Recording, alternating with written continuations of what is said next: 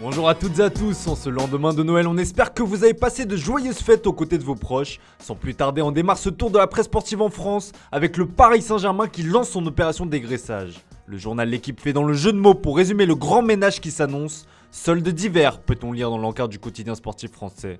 En effet, le PSG va devoir vendre à hauteur de 100 millions d'euros d'ici la fin de saison s'il veut réduire le déficit important qui se profile encore. Les candidats au départ sont connus et la liste qu'on va vous énumérer est similaire à celle des années précédentes. Rafinha, Rico, Draxler, Kerrer ou encore Kurzawa sont tous sur la liste de transfert. La tâche s'annonce compliquée pour Leonardo qui va devoir une fois de plus se creuser les méninges pour se débarrasser de ses indésirables au salaire confortable. Une mission que le directeur sportif brésilien a bien du mal à accomplir depuis son retour dans la capitale en 2019. On file au Portugal où Jorge Jesus est sur la sellette. Benfica traverse actuellement une forte zone de turbulence.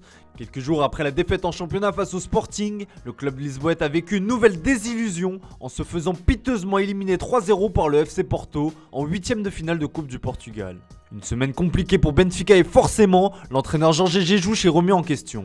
Mais à en croire à Bola, le tacticien de 67 ans n'est pas encore en danger. Comme l'explique le quotidien portugais sur sa une, le président Rui Costa retient ce dernier pour l'heure. Jesus tremble mais ne tombe pas, résume Record. Les deux hommes ont eu une discussion après l'élimination et la tendance actuelle serait un maintien au poste. Un nouveau point sera fait lors du classique face au FC Porto jeudi prochain. On prend la direction de l'Espagne et on ouvre le chapitre Mercato avec le FC Barcelone. L'arrivée de Ferran Torres en Catalogne n'est plus qu'une question de temps et le Mundo Deportivo nous dévoile dans son édition du jour les clés de la signature de l'Espagnol. Son sens du but, sa polyvalence et son expérience malgré son jeune âge ont notamment été des arguments qui ont convaincu le Barça de Xavi de le signer. Le quotidien espagnol précise que son transfert en provenance de Manchester City devrait être officialisé demain et sa présentation aura lieu mercredi. Deux autres dossiers retiennent l'attention des dirigeants du club culé, le prêt de Luuk de Jong à Cadix et une possible arrivée de Matthijs de Ligt. Comme l'explique le journal Sport, le défenseur de 22 ans serait favorable à une arrivée en Catalogne, mais le Barça fait face à une impasse, le salaire du joueur. Ce dernier perçoit environ 8 millions d'euros à la Juventus, ce qui effraie le club culé. Sans compter les 150 millions d'euros de sa clause libératoire, l'opération semble très compliquée. Mais quand on aime, on ne compte pas, dit-on. Toujours de l'autre côté des Pyrénées, on parle également de Mercato à Séville. Comme le révèle l'Estadio Deportivo sur sa une, le club andalou a fait d'Anthony Martial sa priorité pour cet hiver.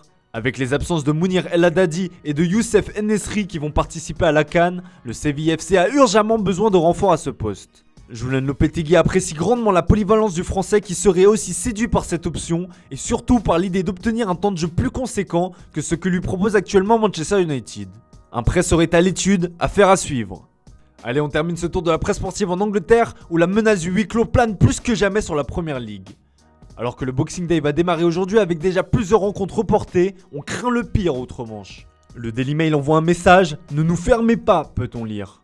L'Angleterre résiste pour l'heure malgré l'explosion des cas de Covid-19 liés au variant Omicron, alors que chez leurs voisins, les événements sportifs se dérouleront à huis clos au Pays de Galles et devant un public très restreint en Écosse. Pour éviter ce scénario catastrophe, l'entraîneur de Manchester City Pep Guardiola a un plan, comme le détaille le Sunday Mirror. Les gestes barrières sont au programme, avec le port du masque dans les lieux publics, le respect des distances de sécurité et le lavage des mains régulier. Si le Sunday Express demande à prendre cette menace au sérieux, on préfère ironiser du côté du Daily Star. Prix au masque, peut-on lire. Même son de cloche en une du Sun, masquer les problèmes, écrit le tabloïd anglais.